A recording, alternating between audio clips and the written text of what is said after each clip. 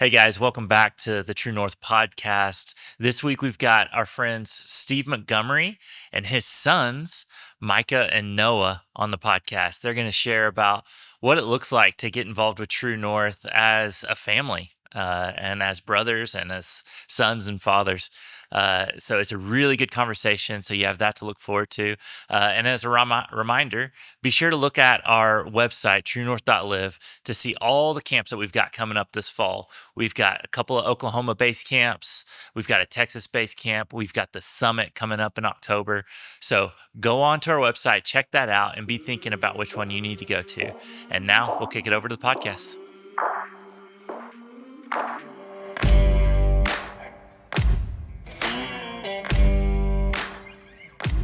All right, so we are here with the Montgomery guys. Montgomerys, welcome to the True North podcast. How are y'all? Doing well, thank you. Doing great. Good. I'm enjoying life right now. Good. So we've got Noah, Micah, and Steve. Yep. Steve, you are the dad to a pretty large family and a bunch of boys, right? Yeah. So we have 8 total. 6 of those are boys. Yeah. So our oldest is my adopted daughter, who is my wife's cousin that we adopted when she was 13. Okay. And so she was we jumped into adult and parenthood with a 13-year-old before we had any other kids. Mm-hmm. So that was kind of interesting. And then I've got Nathan that's 24 who wishes he could have been here with us. Mm-hmm. And then I say 24, he'll be 24. Mike is 22. Noah will be 20 here in a month or two. And then Samuel at 17, almost 18. Ezra at 14. Then Ellie at 10. And then the fun one at 2. Yeah. Elijah. Yeah. The fun story. Fun story. Yeah. So Steve and I were at the Summit a couple of years ago. And 3 years ago, coming up in a month or so. Yeah. And so we, during the free time, we went out to the shotgun range. Yep. And we're sitting there, and Steve glanced at his phone, and I think he turned as white as a ghost in that moment. Yeah. And he turns to us and says, "My wife just told me that we're pregnant." Yeah. After already having 7 kids. Yeah. So I give myself a little bit of grace. I'm a sole proprietor, so my business world, I have to at least give myself a short window on Fridays to just glance and make sure my world's not blowing up. And so my wife had been struggling with some health issues, and I told her to go get some blood work done. And that was a couple weeks before this. And so I checked my text messages and pops up and it says, "Well, it's not menopause. We're expecting a special celebration in January." And that's when I look over at you and I'm like, white as a ghost. 'Cause, at 53 at the time, that was quite a jolt. Yeah. And it's been a fun jolt for 2 years. Yeah, It's 3 years exactly. now. So yeah. That's awesome. That's always such a fun story to It tell. is. It is. Yeah. So And then you guys have all been to base camps and ascents, summits. No, have you been Not to Summit. Okay, just have you been to the ascent Yeah, yet? I went to the last ascent. Yeah, so you guys have been to just a ton of things.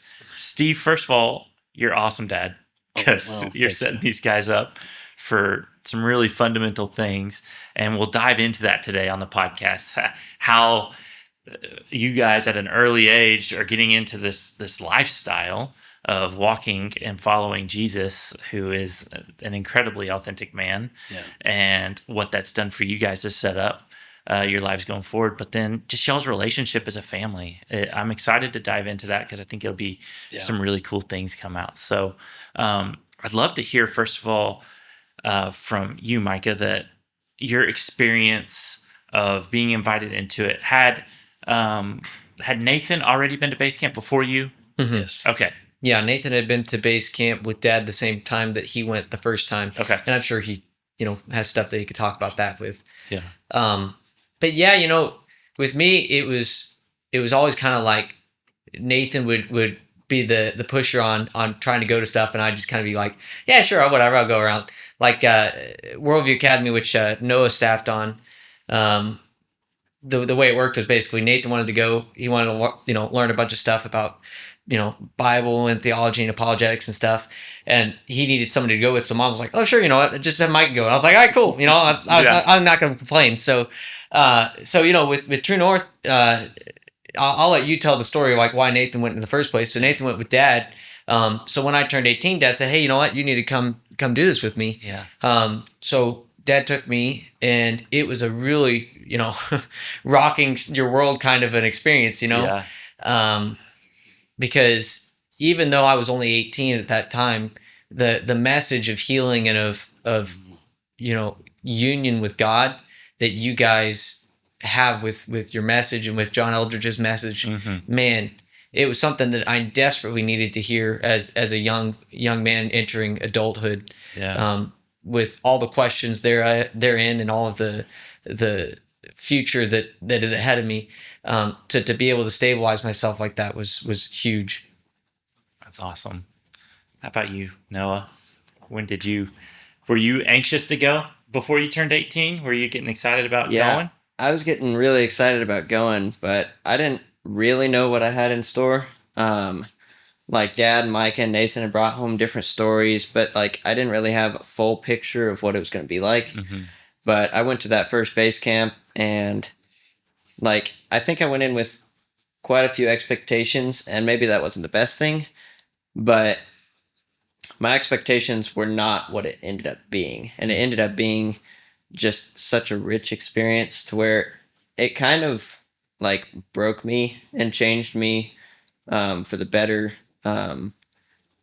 Like some of those lectures sat so heavy on me that I just had to rethink some of the ways that I was living. Mm-hmm. And I think that was super good. Yeah, that's so good. Steve, how about you? So what your first experience? Well, I got to tell the full story on this one because I blame Ryan. Yeah. So Ryan is Nathan's wife's uncle. Yeah. And so they were getting married in spring of 21. And this was probably October that Ryan told Nathan, he said, "Look, before you get married to Emma, you've got to go to Basecamp." Well, there was only one base camp between that time, and that was November of 2020.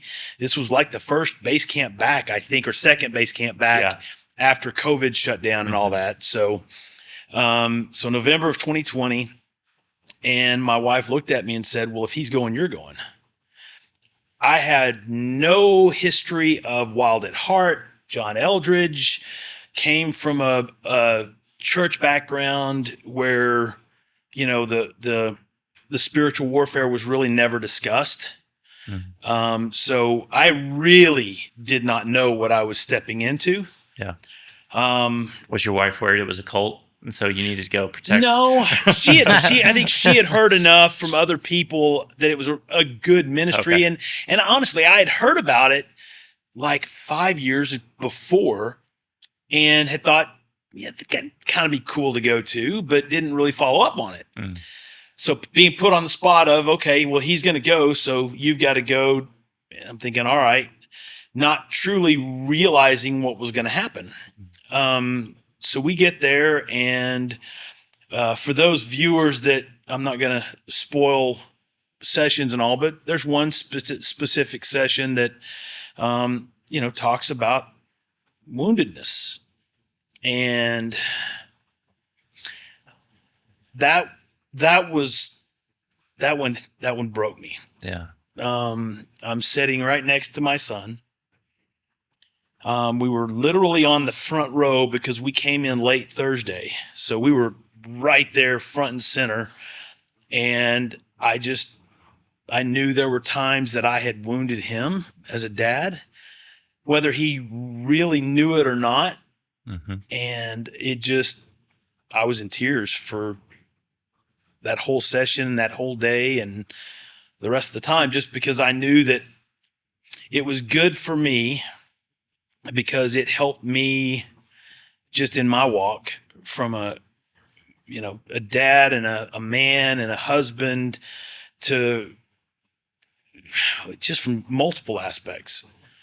The understanding the spiritual warfare stance, that it's a true and real thing, allowing me to help process through that of how do I deal with that on a daily basis. From just a pure dealing with addictions and other things that struggles that men have, it was good for me to dive into that. And the one thing that I have told my boys, that if I have done nothing else, I've at least provided some tools to them that I didn't have at 18. Yeah. And so to me, that's one of the things that is most important for me, is helping getting the boys, because I, as a dad, have been given them from God. They're a gift of God for me. And so I've got to help them prepare for what the world and what Satan's going to throw at them. And I'm not better equipped than anybody. But this is some of those things that we can add to our tool belt to really keep the fight and keep it in front of us and be able to manage it a little bit better. And so that's really what the first Basecamp guided me through that. And then from that point in time, it was Micah was my next Basecamp in the following May. And then the following November, Nathan and Micah went together with me. And then it was a year ago, November. So not last November, but a year and a half ago, that Noah's first Basecamp. Yeah. And then Samuel turns 18 here in a couple months. Yeah. So this fall, here we go. And he already knows. I mean, I think he's ready to go. So yeah, that's so good. Well, how has, because I know you were walking with God before Basecamp. You were sure. I mean, I was walking as a regular Christian walk. Yeah.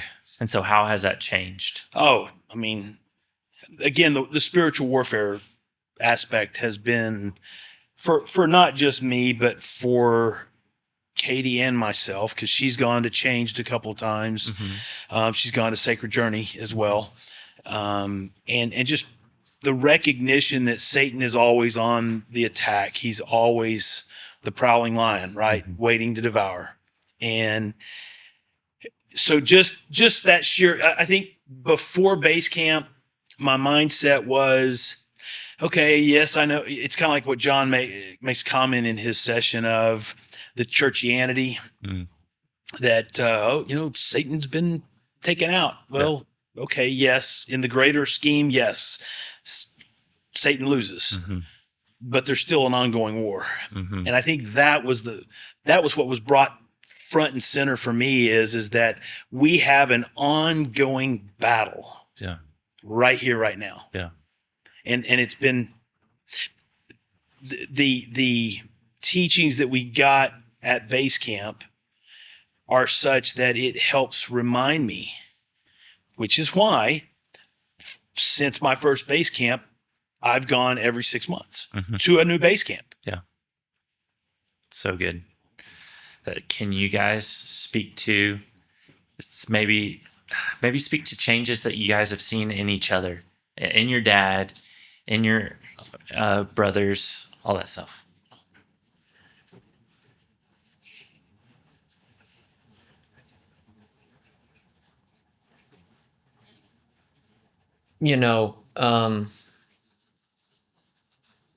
Something I think that's changed is sort of the union that we have together as a family. I kind of think of that scene from Last of the Mohicans. They showed at Basecamp for one of the lectures. I don't remember which one, but like you get the opening scene, right? And you have the three guys that are just going together and they're doing something together, right?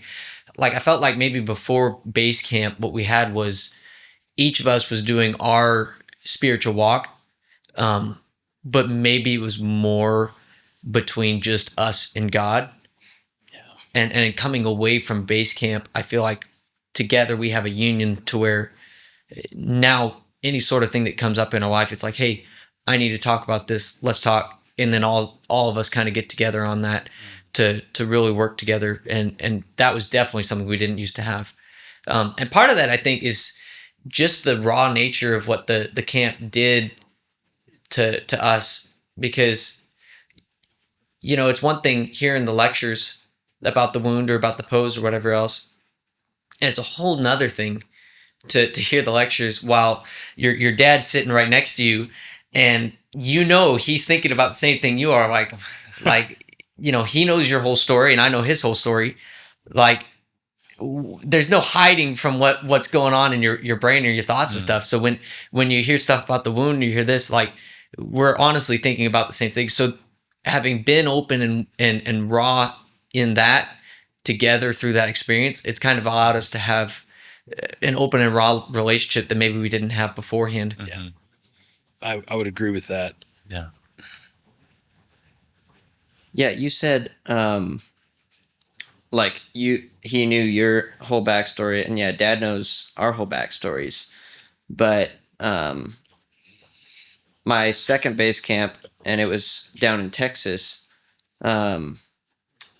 I guess I didn't actually really know like Dad's story, and he got a chance to be one of the staffers there, and he got put on the wound session to respond. And I think down there at that Texas camp is the place that I have let out the most tears in the world, pretty much. I was always one of those macho guys putting on that pose. I don't cry, I'm a man. And it was down there that I realized God gave me emotions, and he gave those to me to use them at the right times. And that was definitely the right time. And like, you were bawling up on stage and I was bawling in the crowd, and there was guys all throughout the room that were just really feeling it because of how like impactful it was. And then especially I had multiple guys come up to me afterwards and comment on it, but they're like, whenever your dad pointed out that his son was right here in the front row, and that like this backstory of his, like, it was changing. Just the weight of being able to share your backstory with other people and know that like you've gone through hard things in your life, and you've gone through all these trials and sufferings and things that you've done as well, and knowing that God can use those things to then teach other people and help other people maybe get out of those things and to learn from those. And that's what I got out of that camp. And yeah, it was a bonding experience. And I'd agree with Micah saying that that's what I feel like True North has done the most. It's brought our family together even more than we already were. Like, we do things together, but we do church together, but I don't really feel like throughout the rest of the week it'd be like our main focus was on our relationship with God. So I've seen that blossom an incredible amount over the last couple of years, ever since you and Nathan started going.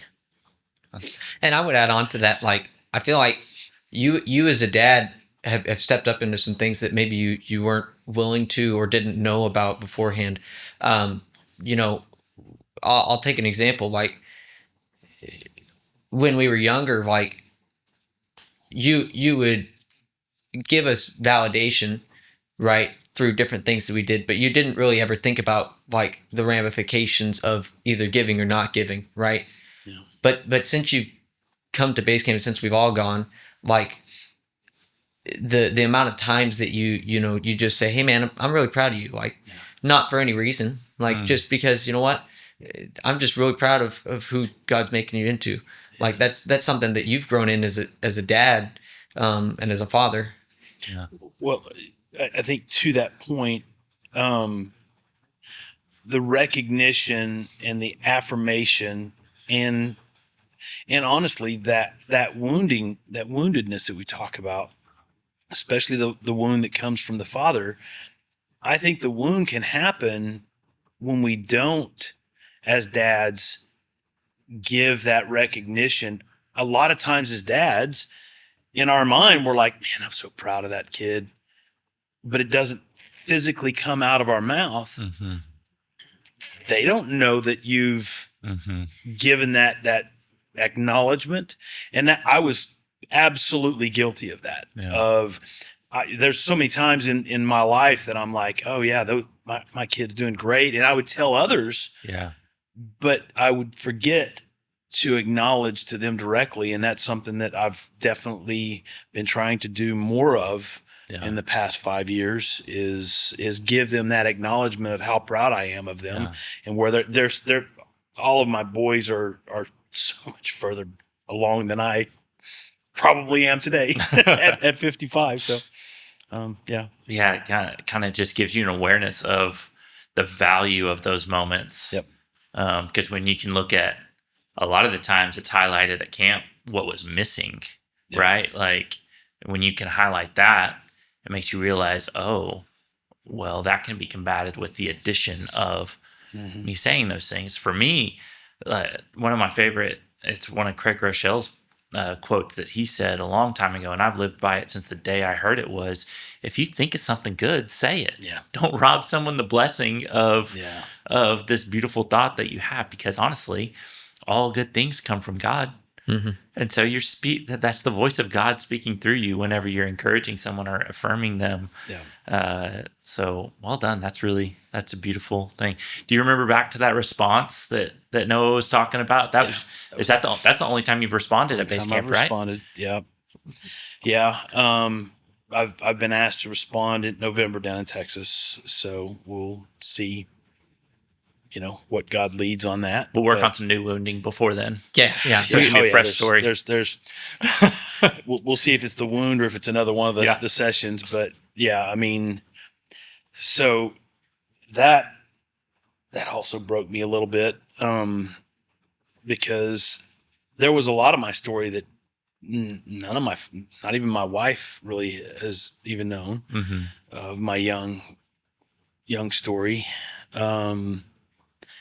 And being asked to step into that with Noah and two of our other young men that are part of our house church that were with us down there at that camp, that's a lot. Yeah. Because not only am I revealing and being vulnerable in front of my son, I'm being vulnerable in front of two other young men that, look at me as, a leader in our house church. Yeah. And so that's hard. I mean, that you're stepping into something that there's a lot of pain there. There's a lot of baggage there. But as I was preparing for it, it was funny. And Alta Bomber, dude, you're a warrior. Joe Altabomber that runs the Texas camp. We prayed over this before I went out. And the night before, when I was kind of preparing my thoughts, there was anxiety that night before. And so I slept on it, and I slept pretty well Friday night or Thursday night going into Friday. And I was thinking that when I woke up on Friday that I was the anxieties were going to be overwhelming, but I had a peace. And I can only say that was God just saying, I got this. And so I went into that speech. Now I've told Noah this, that I was not going to look at him. I was not going to look, because they were down and to my left on the front row. I acknowledged that they were there, but there's no way I'm looking at them in the eyes. Otherwise, I'm not going to get through this thing. But yeah, very memorable, very painful. But sometimes through the pain, there's a cleansing, and there's definitely that when you're responding, because you're kind of airing out some of your laundry. Yeah. Yeah. Thinking about that, a question we get a lot of times about fathers that want to bring their sons, or even sons that want their dads to come. Y'all have had a lot of experience with this. And of course, we'll acknowledge right now, like every situation's different. But what would your guys' recommendation be for Steve, maybe for a father that is bringing his son and they haven't even either? I'm going to make this statement real quick. Yeah. Guys, go by yourself first. Because going with your son, as both of you dealing with this, you're going to be so distracted with your stuff that you can't really minister to your son. And it's not that weekend's about you ministering, but they're going to have some things that they want to talk about. And unless you've kind of worked through that and flushed some of that stuff out on your own, I recommend do a base camp yourself before you bring your son alongside. But absolutely bring your son to a base camp, because there's nothing like it. Yeah. What do you guys think? I'd say sons, bring your dad. If you've gone before your dad, like everybody needs to hear it. And like, I mean, if you're the son that your dad hasn't gone, I mean, you know the impact that it'll have on him. And I'm not sure, because like, if you're the son and you've already gone, but your dad hasn't, maybe it would be better for him if you brought him and you went along with him. Because you've already experienced it, you've already gone through it. And maybe your dad just like needs you there. I think I'll speak to that may be an individual decision that the son needs to think through and pray on for discernment, because there may be some of those dads that they may not open up if their son is there.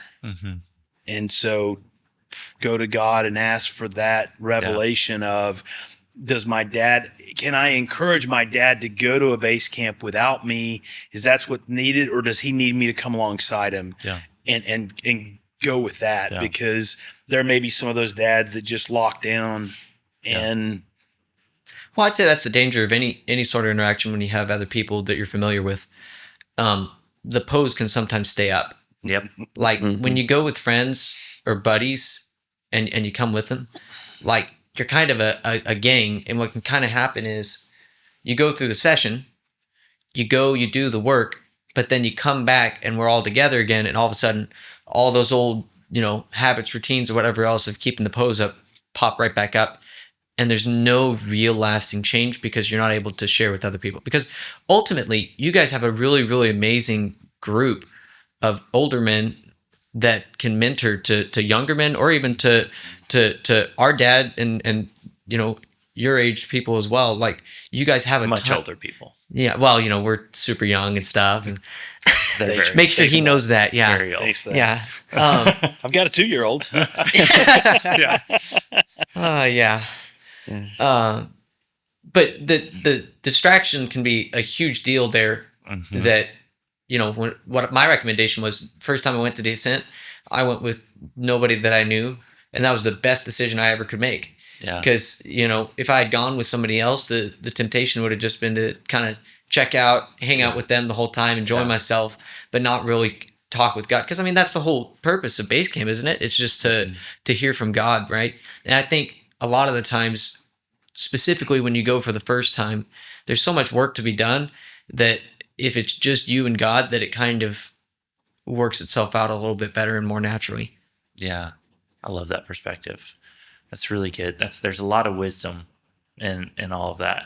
And because I think a lot of guys in this situation think they don't think as far into it as how can they actually get full vulnerability.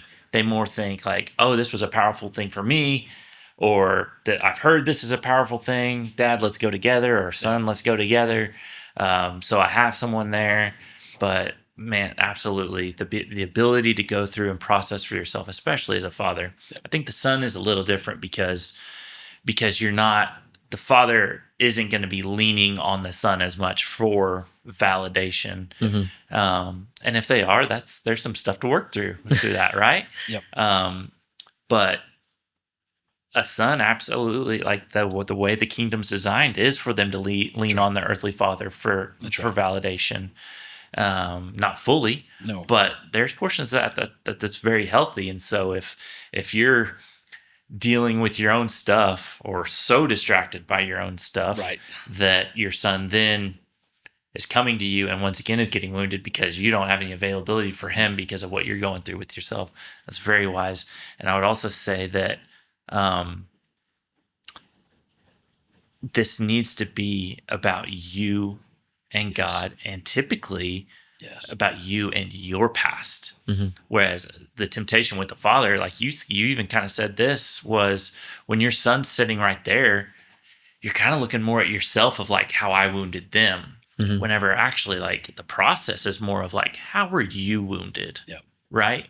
And it's good to go through that process first. Yeah. And so just a little bit of my story, I've got a tremendous dad. Grew up in a church environment, so I had a faith. There's not a ton of wounding like we hear some of the testimony of wounds. So for me, I was processing that differently. But what I didn't do that first time was look at, okay, truly, how were you wounded? And my story with wounding goes back to, I was bullied as a kid. I was the little stick figure person, right? And I loved basketball. That was kind of my sport, if you will. But I was 5 foot nothing, so I was didn't have the height, didn't have the girth. And in my class, we went to a small, public high school, South Central Oklahoma, that I had 128 students in my graduating class. 4 of those were either coaches' sons or the AD son, who all got the starting positions on the basketball team. So I'm always coming off the bench. I'm always that second-hand kid. And some of the coaches and I've got wounds from them. So my wounding comes differently than my dad. Yeah. But that first base camp, like you said, I was more focused on how I had wounded Nathan. Yeah. So I do think that that's a very important thing for people to think about is, before you take your dad, and I've been trying to encourage my dad to come to base camp, but I'm still trying to discern that. Yeah. So we'll see. Yeah. It's good. I'd love to speak to maybe what you kind of brought up about the way you guys are working and operating together in God, in your spirituality. Say there's someone listening to this podcast that it's a father or brothers that they have that opportunity with like similar aged siblings, and without the answer being, oh, just go to a base camp together, what are some things that a family could do to take steps towards living their lives closer together? Like the beautiful things that you guys have gotten to experience. Pray together. That's the first thing. You just need What's that look like for you guys? I mean, pray before meals. Pray before you go on a car ride. And I don't think we pray enough. I think we could just pray all the time, all the situations. But prayer, talking to God and bringing him into this place and the here and now with us, ultimately brings your bond closer together with those people. Like I've heard it said, like in marriage, like what was the statistic that you told me one time? It was like couples that pray together are way more likely to like stay together. Mm-hmm. And that's the same with any relationship here. If you're praying together and bringing God in between you two, then that's a bond that's going to be a lot stronger than without it. Mm-hmm. Yeah. Do you think that a younger sibling has the ability to impact that on their family, to initiate it and lead that? Good question. I think so. Without question, I think they do.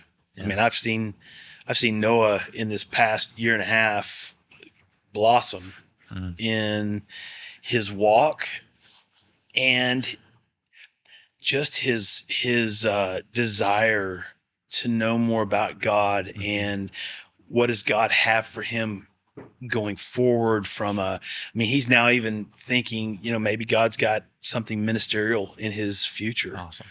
And that really wasn't even on your radar probably a year and a half ago, Yeah. but God's put it on his heart. And so can that youngest? Yeah, absolutely. One thing that going back to the prayer thing, so Micah works with me at my office.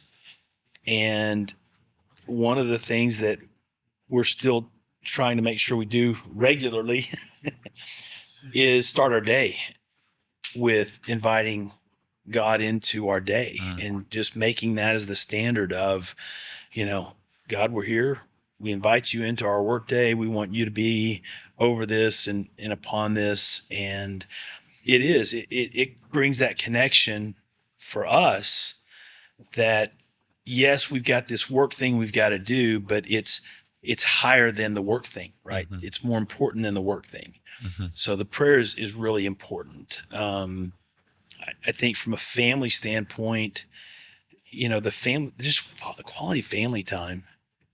One of the things that our family loves to do is go down and look at the sunset together, because we live down by a lake.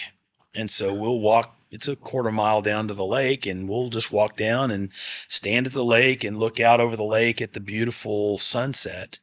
And sometimes just being with God in nature and seeing that is a way that we're connecting as a family. And then, other ways it's having game nights where we're just sitting around playing, we've got a number of different games that we like to play as a family, but we'll just do the game night, and it's just that connection time. It's that interaction and connecting on a level that is more than just the other challenge that we see in our world today is the distractions that are out there. Mm-hmm. The biggest distraction being that little handheld thing that and I am by far a major, that's one of my biggest challenges that I try to set it aside. Yeah. But if you can connect and have those heart-to-heart conversations, the only way you can do that is to get those times together where it's just your family is just focused in on, whether it's a game, whether it's a prayer, whether it's just having some conversation. It allows you to develop that relationship with each other as well as that relationship with God. Yeah. Now, are Micah and Nathan the only ones out of the house, out of the kids? Yeah. Well, other than Christy, our oldest. Okay. She's got my first grandson, who's actually 4 months older than my 2-year-old. Yeah. So do you guys have some intentionality about getting together as families still weekly, or? Yeah. I mean, we definitely have to be intentional about that, because schedules just go away without you. Because that, like what he said, quality time is super important to developing good family relationship. Is just spending time together that's actually worthwhile.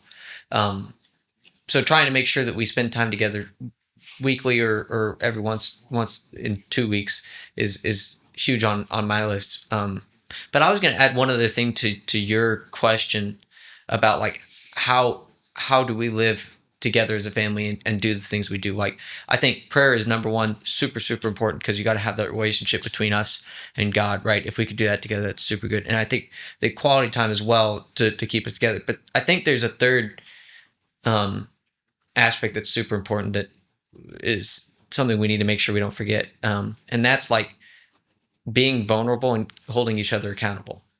Mhm. Something that I've seen a lot over the last couple of years is him, me, Nathan, we get together and through random different times of just having coffee, talk through what's actually going on in our lives without any filter of what's going on. He and I work together, so we'll have talks during, working hours while we're doing something on our computer. We'll just say, hey, you know what? I've really been struggling with this lately. Can you talk to that? Like, what's something that you've done with this? Or, hey, my wife, she's just, dealing with this right now. Is there any ideas you have? And we just bounce off of each other. But having a vulnerability to be able to talk like that is different than some other families. And then holding each other accountable to that even more, because Noah's like a really, really great person at calling people out. He has really great discernment with when somebody's kind of BSing their way through a conversation. He'll look at you and be like, no, dude, what's really going on here? Like, what's really going on? And he'll just call it out, and you need that for any sort of interaction, because otherwise you just turn into, oh, well, I could pray more, I could do quiet time more, whatever else. And, kind of check that off the list. We talked about God. That's the thing, right? The fluffy comments. Exactly. Yeah. Instead of actually saying, hey man, actually, no, right now I'm having a really rough time. And it's not always like that. Sometimes it's a really good time and everybody's blessed. You shouldn't go looking for trouble, but in the times that you actually are, having a brother and a dad and several other brothers to be able to bounce off of is huge. Yeah. In True North culture, you almost feel a little guilty when things are going well. Yeah. And you're like, no, really, like things are good. I'm serious. Yeah. And then you start making up stuff. No, actually, this is bad. I stubbed my toe the other day. Yeah. Yeah. Exactly. Noah, it sounds like you need to be a podcast leader as well. If you're able to discern and call people's stuff out, like, no, we're going to dig into that a little bit more. That's good. That's a good quality to have. Yeah, it is. So a question for each of you. What has been your favorite retreat so far? Wow. True North retreat. Not even just generally based, like, was there a specific base camp or a summit or an ascent?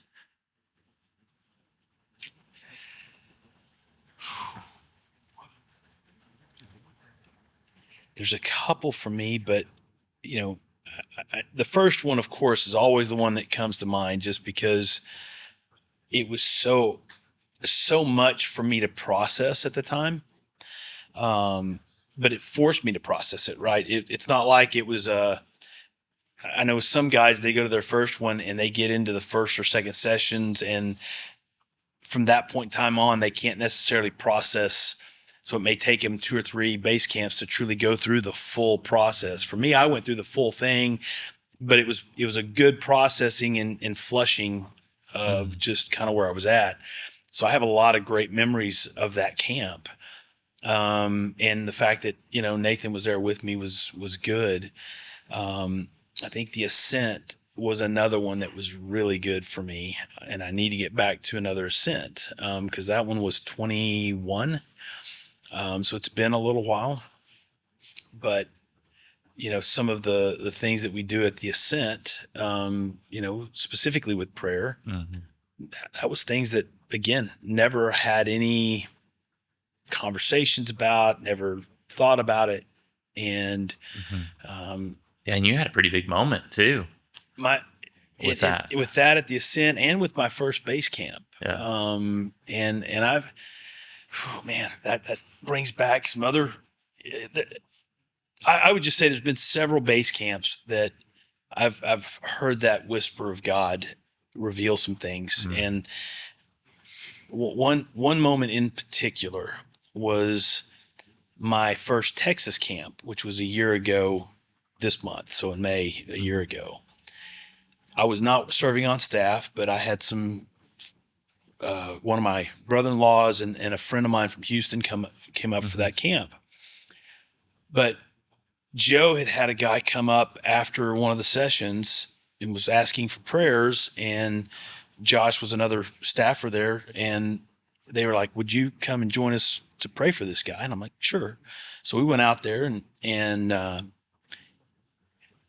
as Joe started off the prayer and then Josh followed it up, they're praying over this guy, and I'm kind of hearing this song, "This little light of mine, I'm gonna let it shine." I'm like, why am I hearing this song in my head? I have no idea. I can't figure it out.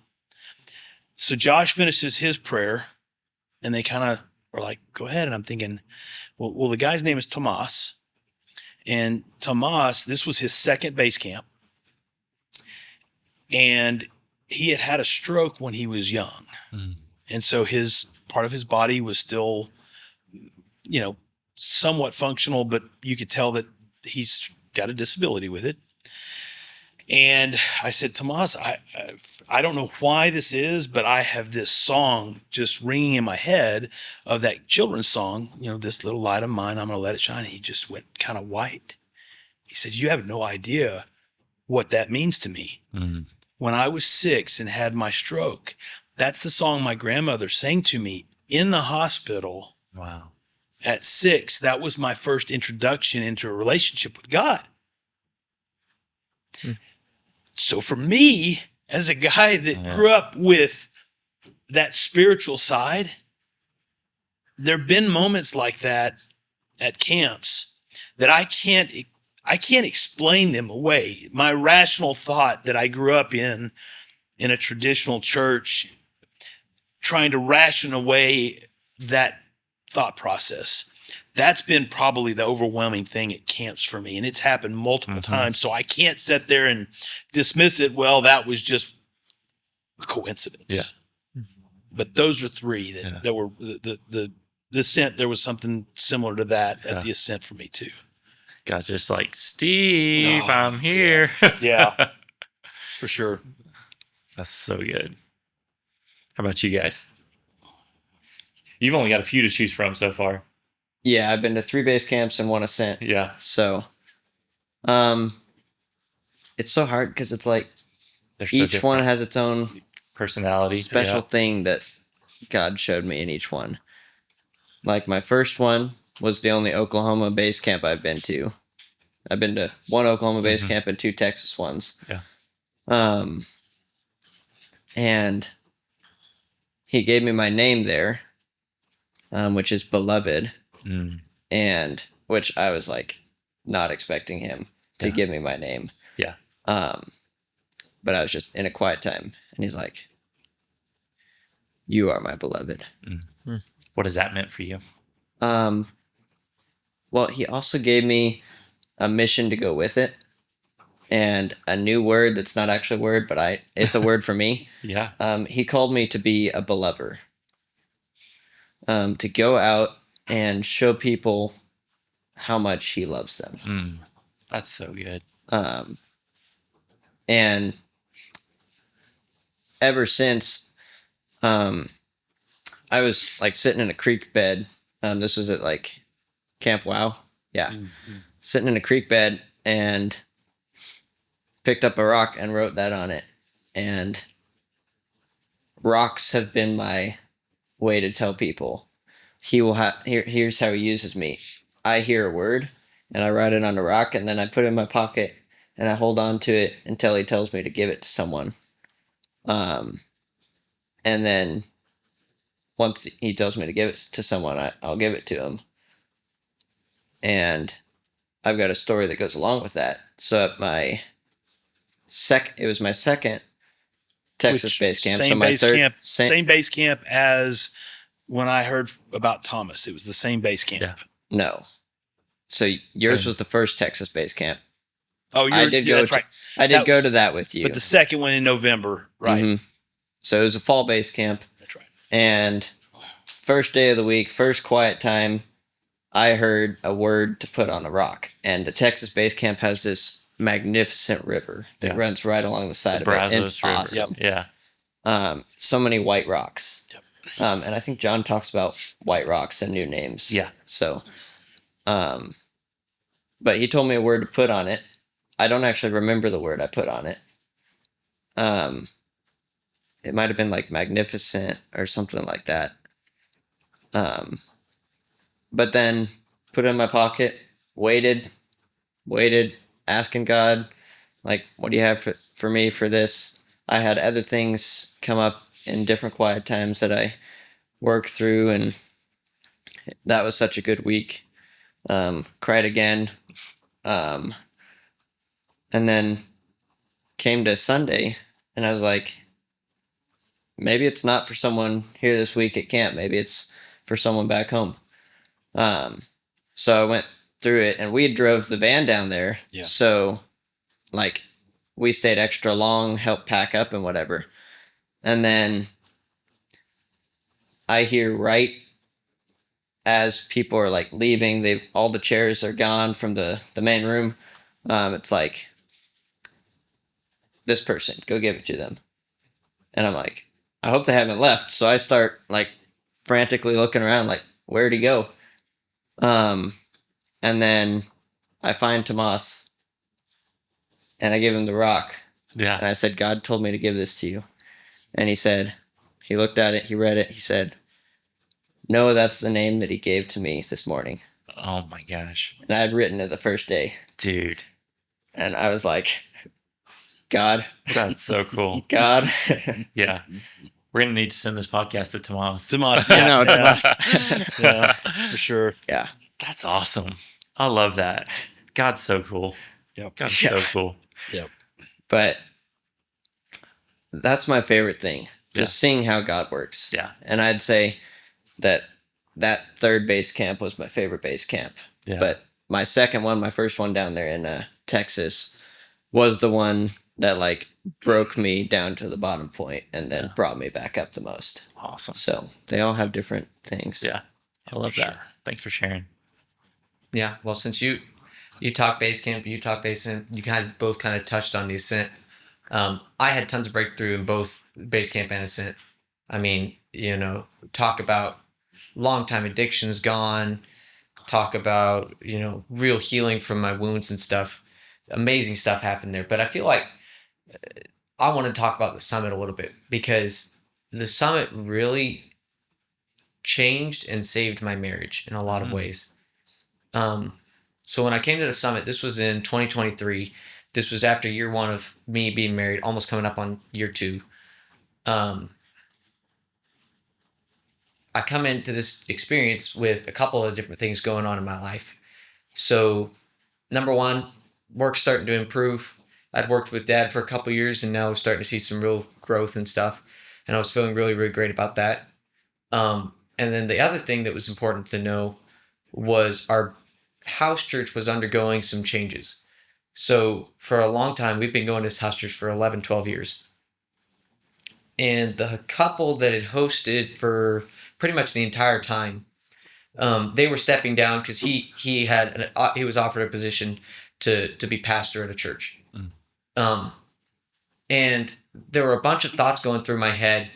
And one that kept kind of sticking in my head was, well, maybe God's wanting me to step into this role of, teacher / leader of church stuff, like leading in lessons and stuff. Because that's a gift that I've easily seen God work in my life. Mm-hmm. And I already teach at a Bible study, and we, I've seen growth in that. And I had discipleship under the guy who had been leading discussions and stuff. And so I kind of came into this weekend of the Summit with this thought mentality of like, okay, God, I'm going to hear from you this weekend whether or not this is the right decision to make. And man, so the Summit talks about a lot of stuff.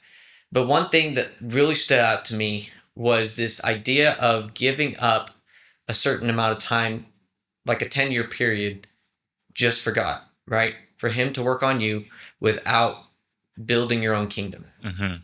Without striving. Right. And what I realized had happened was, in all my striving for validation to see, am I good enough in teaching?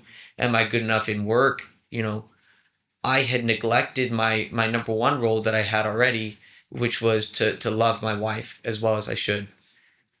Mm-hmm. It wasn't like I was doing bad, but I was about to go jump off into something else when I felt like God was just telling me, Micah, listen, I've got you where I've got you for a reason.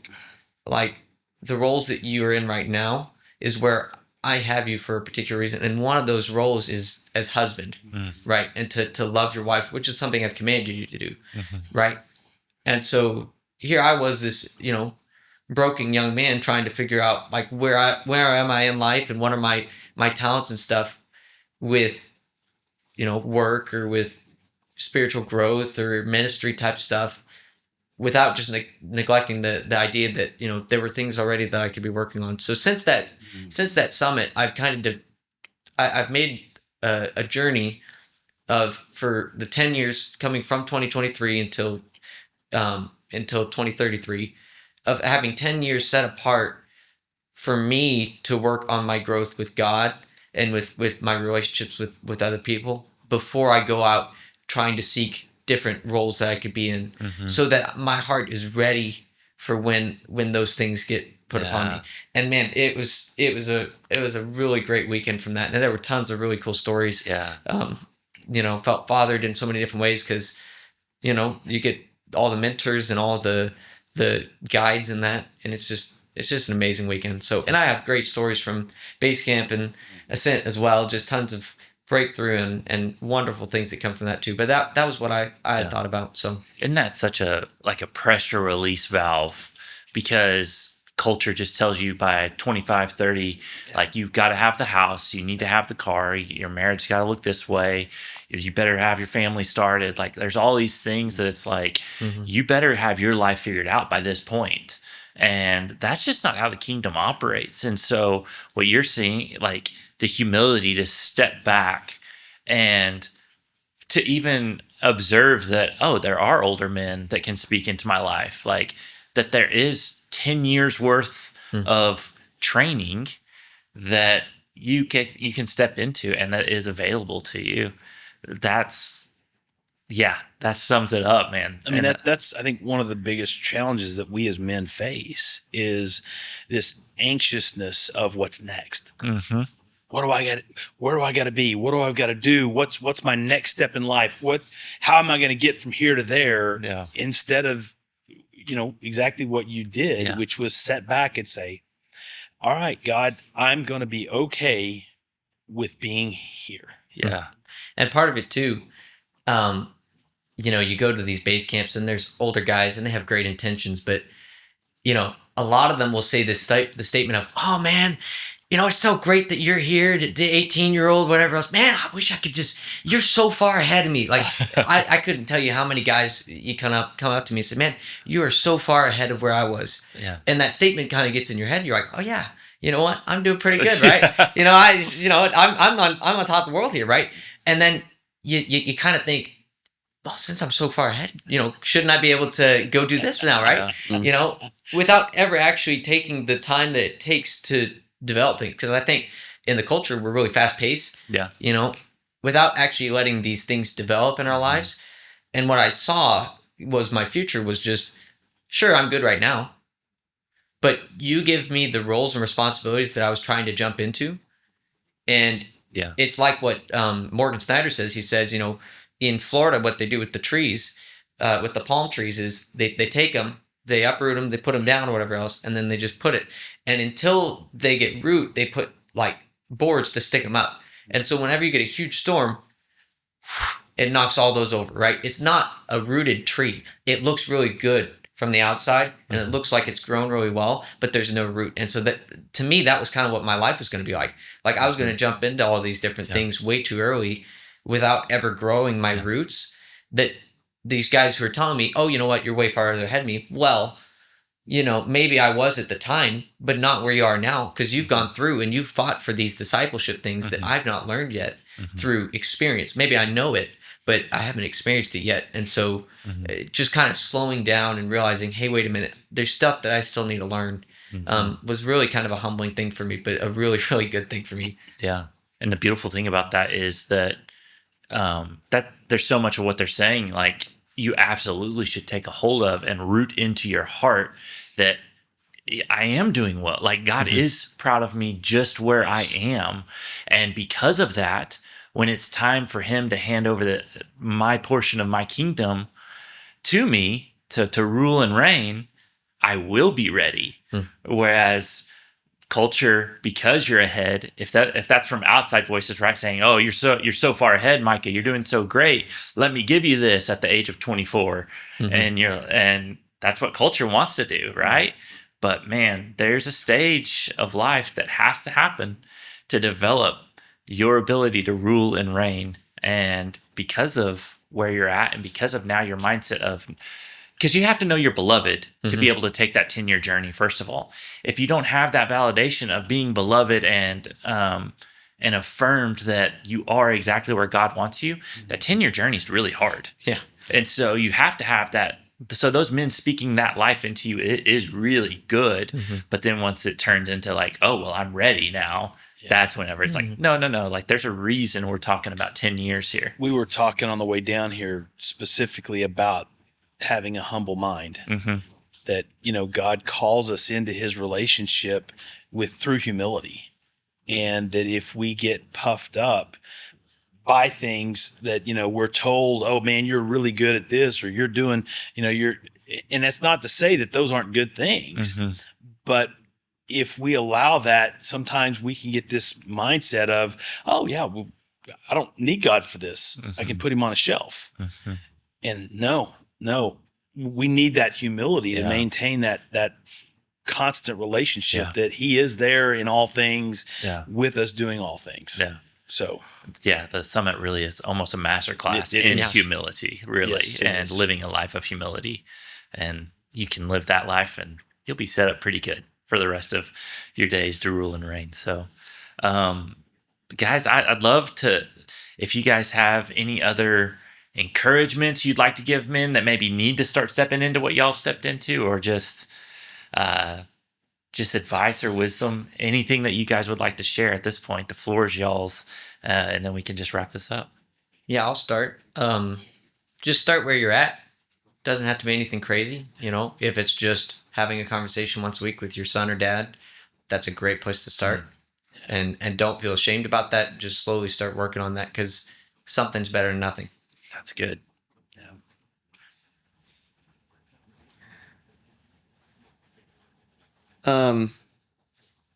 Just shame is a killer of joy. God didn't come down and send Jesus and for him to die for us to still feel shame and be hiding in our shame. Still, we need to realize that what we've done is wrong, and that we have sinned, and that we've fallen short, but not to live in the shame and to give the shame to him, because that's what he asks. He's like, give that to me. Put that on me. I died for that. That's what the cross was for. And then we can live free. Yeah. And that's really where True North and the other couple other things that I've done have really, really just like embedded in my mind and heart.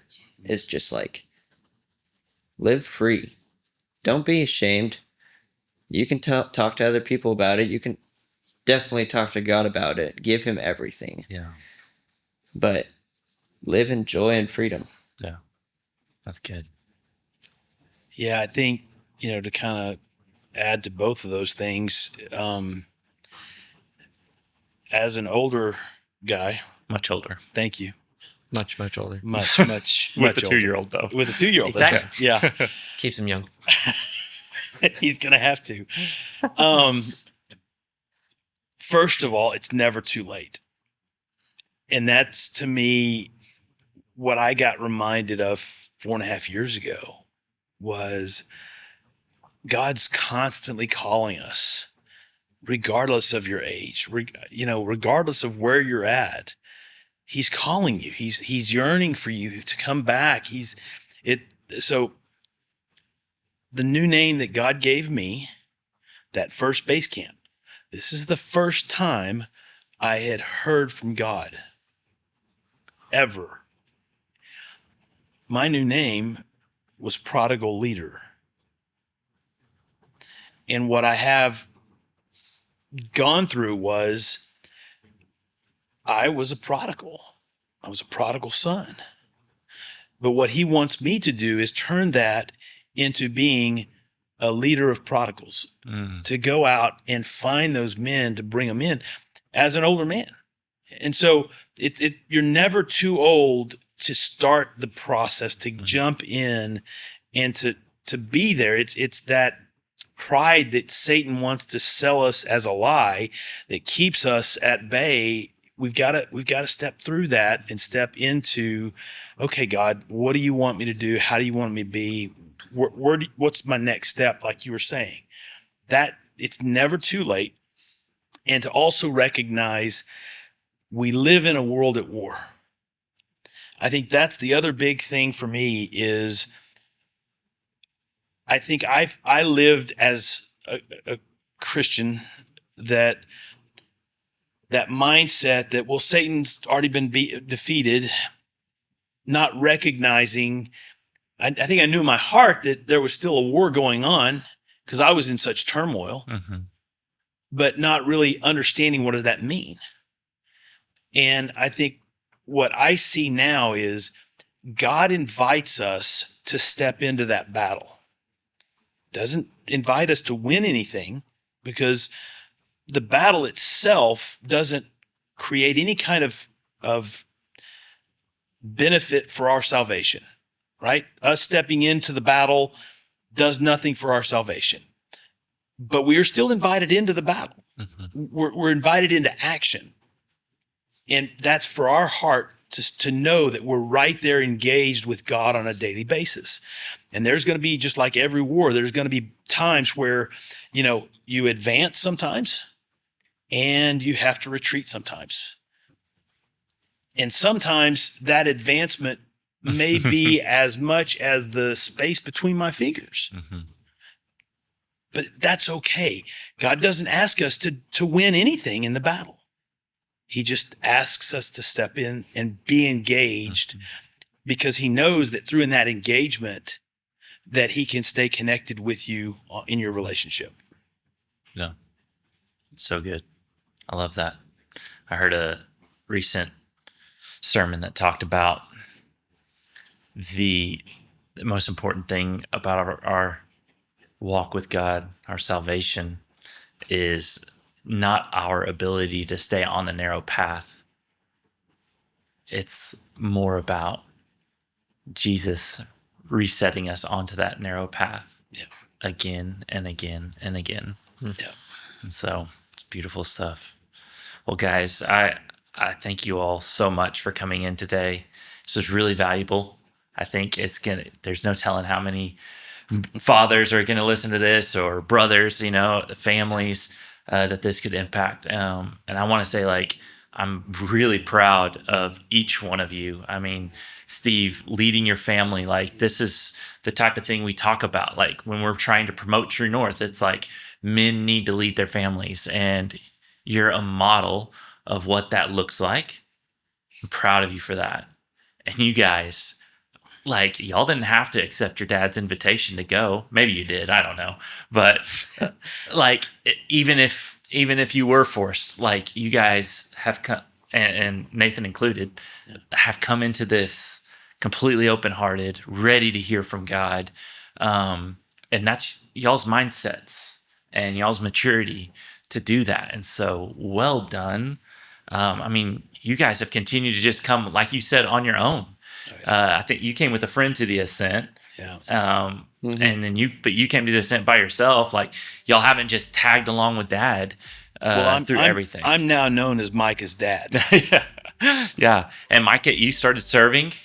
When you served, it wasn't just a tag along with your dad. You're stepping into this walk with God. And so I'm just so proud of you guys for who you are. And seeing your family roll up to events it's so fun, and it's such a blessing to all of us that witness it. And so well done, guys. And I look forward to having you guys around for many years to come. Plan on it. Thank you.